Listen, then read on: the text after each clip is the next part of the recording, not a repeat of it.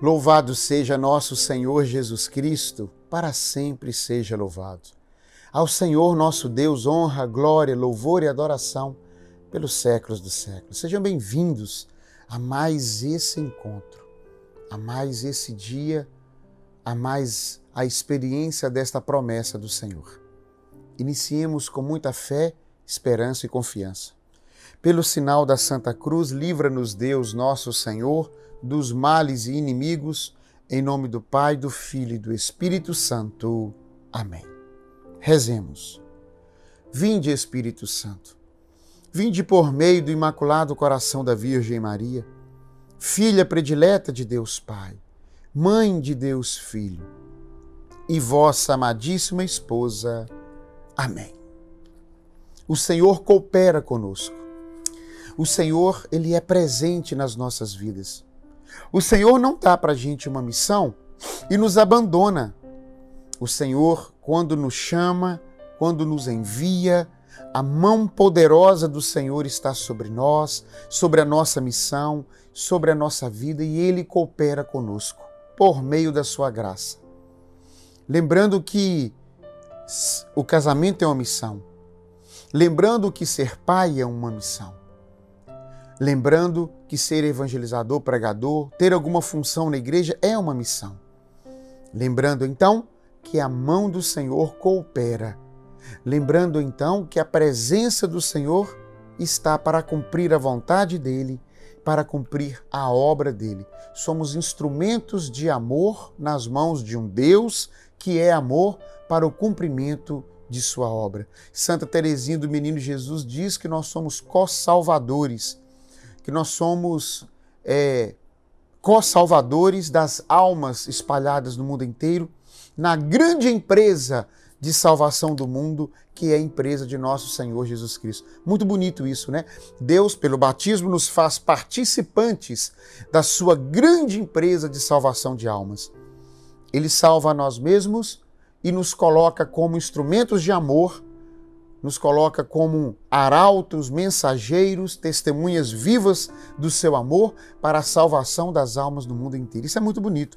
E hoje nós vamos contemplar as promessas de Deus em Marcos, Evangelho de Jesus Cristo segundo São Marcos, capítulo 16, versículo 14. Por fim, apareceu aos 11, quando estavam sentados à mesa, e censurou-lhes a incredulidade e dureza de coração, por não acreditarem nos que o tinham visto ressuscitado. Jesus estava perto para ascender ao céu. Já havia ressuscitado. Apareceu para muitos discípulos. E os discípulos foram até os apóstolos. E os apóstolos não acreditaram. Com dureza de coração e incredulidade, não acreditaram que Jesus estava vivo. Eles tinham feito com tanta força a experiência da morte, da dor, que não se abriram à experiência da vida, à experiência da ressurreição. Talvez você esteja passando por um momento na sua vida de muita dor, de muita escuridão, de muita dúvida. Talvez você tenha vivido ou esteja vivendo um luto que esteja, de fato, colocando suas percepções, sua sensibilidade, seus sentidos na escuridão. Mas eu preciso anunciar a você que nosso Senhor Jesus Cristo venceu a morte, venceu o pecado, venceu os infernos e abriu para nós uma via de esperança que nos leva até o Pai, ao Pai de misericórdia, ao Pai de amor e de bondade. Você não precisa ficar na luz, nas trevas. Venha para a luz. Você não precisa ficar na escuridão. Saia para ver a vida que o Senhor Jesus conquistou para você. Jesus é maior do que o seu problema, é maior do que a sua dor, e você pode se achegar a Ele. E chore com Ele, reze com Ele, fale com Ele, se abra a Ele, mas não se feche no seu mundo de problemas. Não se feche no seu mundo de dor, de morte, de luto. Não se feche no seu mundo de depressão, de tristeza, de angústia. Abra-se ao Senhor. De que forma? Acreditando na sua palavra e buscando vivê-la. Não estou falando dos preceitos humanos. Não estou falando aqui das regras humanas. Estou falando do evangelho vivo, de um Deus vivo, do verbo que se encarnou. Abra-se à palavra de Deus. Ela é viva, eficaz, penetrante, potente e tem o poder de curar. E Jesus então disse-lhes: ide por todo mundo e pregai o evangelho a toda criatura. Porque o evangelho tem poder de transformar. A palavra de Jesus tem poder de fazer nova todas as coisas. Quando nós acreditamos na palavra de Jesus, ela ganha vida em nossa vida.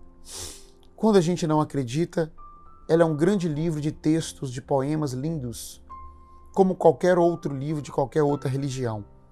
Mas quando se trata de fé, de esperança, de confiança, de amor em Jesus Cristo, a palavra dele se torna viva, eficaz, profunda, transformadora. Ela encarna em nós. Quem crer e for batizado será salvo, mas quem não acreditar será condenado. Crer, acreditar, ter fé, esperar e confiar.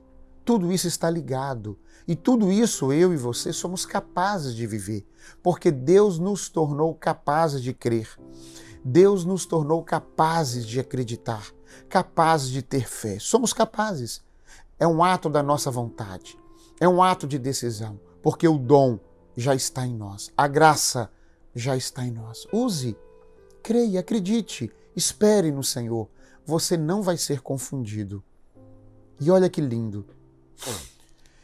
Jesus pegou os 11 abatidos, depois apareceu para eles ficaram cheios de esperança, de vida, de alegria, de entusiasmo, de felicidade, cheios do Espírito Santo, porque Jesus comunicou o Espírito Santo a eles por meio de Pentecostes.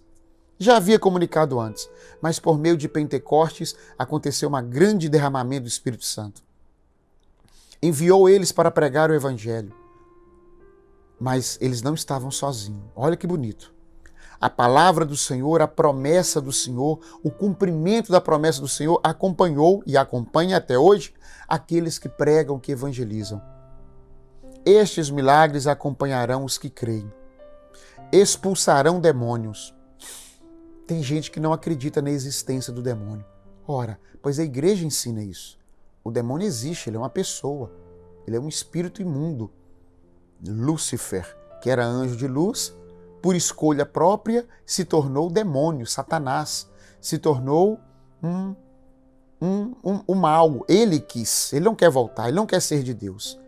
Ele quis ser maior do que Deus.